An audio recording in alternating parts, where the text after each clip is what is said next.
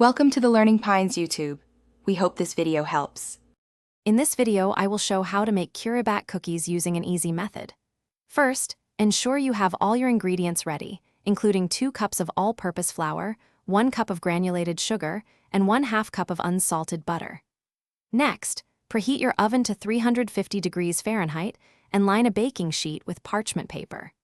This straightforward approach will help you create delightful cookies with minimal effort, perfect for any occasion.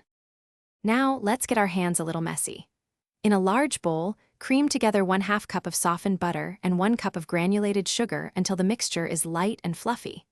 Then, gradually incorporate 2 cups of all-purpose flour and 1 large egg, mixing until a soft, pliable dough forms.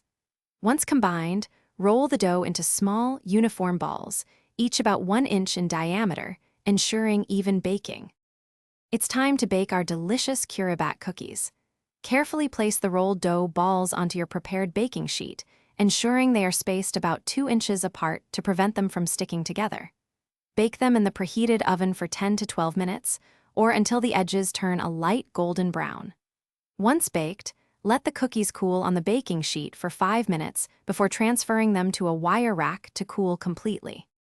Your easy Kurebat cookies are now ready to enjoy. For an extra touch of sweetness, you can dust the cooled cookies with a sprinkle of powdered sugar.